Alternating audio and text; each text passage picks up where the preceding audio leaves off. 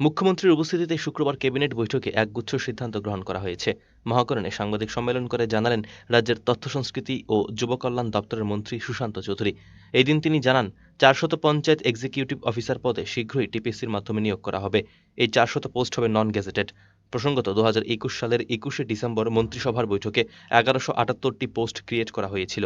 এরই পরিপ্রেক্ষিতে এখন এই 400 পদের অনুমোদন দেওয়া হয়েছে ফাইন্যান্স দপ্তর থেকে।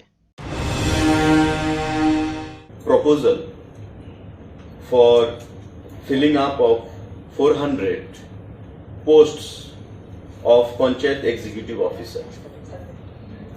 পঞ্চায়েত দপ্তরে যা গ্রাম উন্নয়ন আরডি দপ্তরের অধীন কাজ করবে। পঞ্চায়েত এক্সিকিউটিভ অফিসার আমরা 21শে ডিসেম্বর 2021 ক্যাবিনেট পোস্ট ক্রিয়েটের সেখানে অনুমোদন দিয়েছিল। ক্যাবিনেট মিটিংয়ে আমরা আপনাদেরকে বলেছিলাম যে প্রায় 1178 খানা পঞ্চায়েত এক্সিকিউটিভ অফিসারের পোস্ট আমরা ক্রিয়েট করেছি এবং খুব শীঘ্রই সেগুলো আমরা রিক্রুটমেন্ট শুরু করব। এবং দপ্তর থেকে ফিনান্সের কাছে অনুমোদন চেয়ে এই 1178 খানা পোস্টের ফিল আপ করার জন্য অনুমোদন চাওয়া হয়েছিল। ফিনান্স এক্সামিন করেছে ব্যাপারটা এবং as per the availability of fund সমস্ত কিছু বিচার করে সিদ্ধান্ত দিয়েছে যে ফেজ ম্যানারে পিরিয়ডিক্যালি তাদের রিক্রুটমেন্ট করা হবে এবং বর্তমানে 400 পদ অনুমোদনের সেখানে সিদ্ধান্ত। তিনি জানান বিদ্যাজ্যোতি প্রকল্পে 100টি স্কুলে 2 জন করে এডুকেটর নিয়োগ করা হবে। রাজ্যের বিদ্যালয় শিক্ষা দপ্তর এই নিয়োগ দেবে বলেও জানান তিনি। টিআরবিটির মাধ্যমে এই নিয়োগ প্রক্রিয়া করা হবে। এডুকেটর টোটাল 2 জন করে 100টা স্কুলে 200 জনকে আমরা রাজ্য সরকারের তরফ থেকে বিদ্যালয় শিক্ষা দপ্তর সেই নিয়োগ দেবে। সেটা নিয়োগটা হবে short recruitment will be made through teachers recruitment board Tripura টিআরবিটির মাধ্যমে। আজকে ক্যাবিনেট তার মঞ্জুরি দিয়েছে এবং মাননীয় মুখ্যমন্ত্রী পৌরোহিত্যে কাউন্সিল অফ মিনিস্টার্স সেটাকে আজকে মঞ্জুরি দিয়েছে। এছাড়া আরও জানানো হয় যে এই দিন মন্ত্রী পরিষদের বৈঠকে জাতীয় আইন বিশ্ববিদ্যালয়েরও প্রস্তাব রাখা হয়েছে। এর জন্য 50 কোটি টাকা ধার্য করা হয়েছে। এই টাকা বহন করবে রাজ্য সরকার। এই বিষয়ে আরও বিস্তারিতভাবে এই দিন সাংবাদিক বৈঠকে জানান তিনি। আমাদের কাউন্সিল অফ মিনিস্টার্স আজকে যে সিদ্ধান্ত আমরা গ্রহণ করেছি, cabinet proposal for setting up of national law university Tripura camp সেখানে, এবং তার যে প্রপোজাল তার জন্য 50 কোটি টাকা ধার্য রাখা হয়েছে, 50 crore, যেটা রাজ্য সরকার বহন করবে। এটা ধরে নেওয়া হয়েছে যে এই university This university will be self-sustained from its own source of revenue within 5 years of its coming into existence, and the entire recurring, non-recurring fund liability will be vested on the university itself.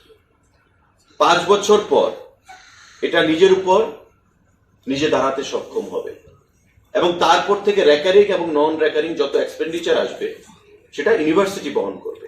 কিন্তু বর্তমানে to start with রাজ্য সরকার সেখানে 50 কোটি টাকা প্রদান করবে এই ল university. যে এই ল ইউনিভার্সিটিতে চ্যান্সেলর যিনি থাকবেন উনি থাকবেন ত্রিপুরা হাইকোর্টের যিনি চিফ জাস্টিস, অর্থাৎ by virtue of post the honourable chief justice of Tripura high court would be the chancellor of this proposed law university Tripura.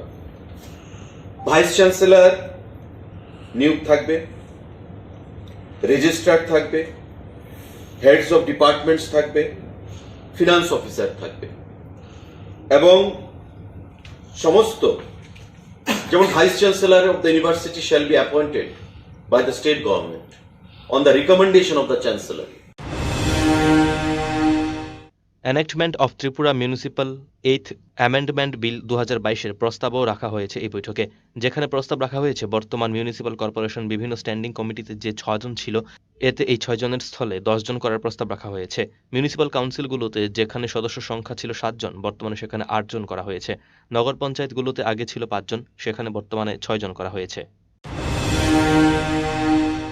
Proposal for enactment of Tripura Municipal Bill 2022 under Urban Development Department. গ্রাম আমাদের নগর উন্নয়ন দপ্তর, urban দপ্তর, সে urban দপ্তরের অধীন সেখানে enactment of Tripura municipal 8th amendment bill 2022 এখানে প্রস্তাব রাখা হয়েছে যে আমাদের বিভিন্ন স্ট্যান্ডিং কমিটি রয়েছে, আপনারা জানেন আগরতলা কর্পোরেশনে। In case of municipal corporation আমাদের 6 জন ছিল বিভিন্ন স্ট্যান্ডিং কমিটিতে। বর্তমান কর্পোরেশনে তার সদস্য সংখ্যা ছিল 6 জন, বর্তমানে সেটাকে 10 জন করা হয়েছে। অর্থাৎ এই যে স্ট্যান্ডিং কমিটি, তারা কারা হবে? আমাদের যারা নির্বাচিত কর্পোরেটররা রয়েছেন, নির্বাচিত কর্পোরেটররা হবেন তার স্ট্যান্ডিং কমিটির মেম্বার। যে আমাদের মিউনিসিপ্যাল বিল 22 তার মধ্যে যে প্রভিশনগুলো, সেই প্রভিশনগুলো খতিয়ে দেখে রাজ্য সরকার, আরবান দপ্তর তারা অনুমোদন দিয়েছে। এই বৈঠকের মাধ্যমে একদিকে যেমন নিয়োগ প্রক্রিয়ার প্রতি গুরুত্ব আরোপ করা হচ্ছে, তেমনি রাজ্যের নতুন পরিকাঠামো গড়ে তোলার পাশাপাশি প্রশাসনিক সংস্কারেও মনোনিবেশ করা হয়েছে বলে পর্যবেক্ষক মহল মনে করছে, যা রাজ্যের সার্বিক অগ্রগতির দিকটি সূচিত করছে বলেও মনে করছে সংশ্লিষ্ট মহল। Bureau report, search India TNN।